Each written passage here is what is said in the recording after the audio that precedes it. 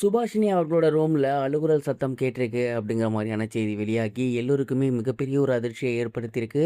என்ன நடந்திருக்கு அப்படிங்கிறத தெளிவாக இந்த ஒரு வீடியோவில் நம்ம பார்க்க போகிறோம். சீரியல் நடிகையான சுபாஷினி அவர்கள் சமீபத்தில் தற்கொலை பண்ணிக்கிட்டாங்க. அண்ட் இந்த ஒரு முடிவு நம்ம எல்லாருக்கும் மிகப்பெரிய ஒரு அதிர்ச்சியை ஏற்படுத்தி இருந்துச்சு. அவங்களோட மறைவுக்கு பின் அவங்களோட சொந்த ஊரில் அவங்கள நல்லடக்கம் பண்ணியிருந்தாங்க.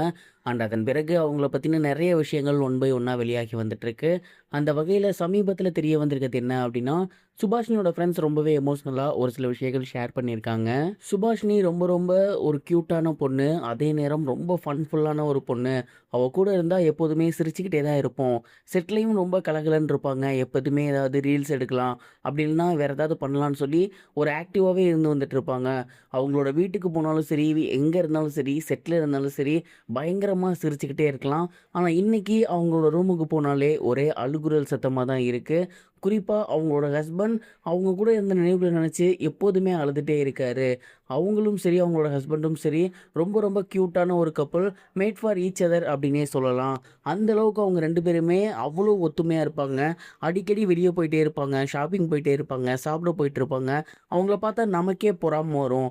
அந்தளவுக்கு ஒன்றாவே இருந்துட்டு இன்றைக்கி சடனாக அவங்க இல்லை அப்படின்னோடனே அவங்க ஹஸ்பண்டால் ஏற்றுக்க முடியலை.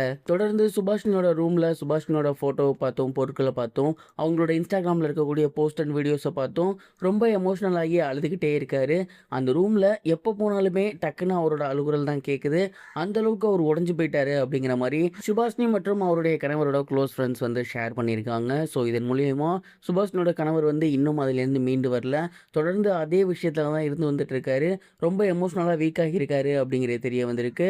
இந்த ஒரு நியூஸ் வெளியானதிலிருந்தே தொடர்ந்து ரசிகர்கள் எல்லாமே அவருக்கு நம்பிக்கை அளிக்கும் விதமாக நிறைய வார்த்தைகளை சொல்லி வந்துட்டு இருக்காங்க. இது ஒரு புறம் இருக்க, ரஜினிகாந்த் அவர்கள் படத்திலிருந்து சிபி சக்கரவர்த்தி ஏன் விலகி இருக்காரு அப்படிங்கிற செய்தி வெளியாகி இருக்கு. தலைவரோட 173வது படத்தை சிபி சக்கரவர்த்தி அவர்கள் தான் இயக்குறதாக இருந்துச்சு. அந்த படத்தோட அனௌன்ஸ்மெண்ட்லாம் வெளியாகி ரொம்பவே வைரலாக போயிருந்துச்சு. இந்த ஒரு நிலையில் சிபி சக்கரவர்த்தி அந்த படத்தை விட்டு விலகி இருக்காராமா. அதற்கு மிக முக்கிய காரணம் என்ன சொல்லியிருக்காங்க அப்படின்னா, சமீபத்தில் நானியை வச்சு சிபி சக்கரவர்த்தி ஒரு தெலுங்கு படம் இயக்கிறதாக இருந்துச்சு.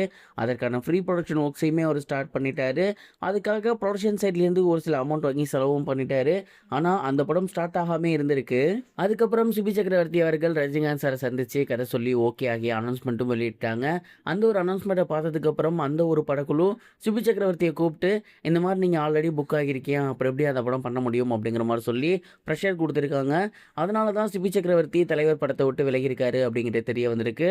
ஸோ சிபி சக்கரவர்த்தி அவர்கள் 173வது படத்தை இயக்காமல் போனதுக்கு மிக முக்கிய காரணம் இந்த ஒரு ரீசன் தான் அப்படிங்கிறது வெளியாகி ரொம்பவே வைரலாக போய்கிட்டு இருக்கு. இதுவரைக்கும் கனெக்டிங் டிவிக்கு சப்ஸ்கிரைப் பண்ணனா மறக்காமல் சப்ஸ்கிரைப் பண்ணிக்கங்க. உடனடி அப்டேட்ஸ் பெறுவதற்கு நோட்டிஃபிகேஷன் பெல்லையும் கிளிக் பண்ணிக்கங்க.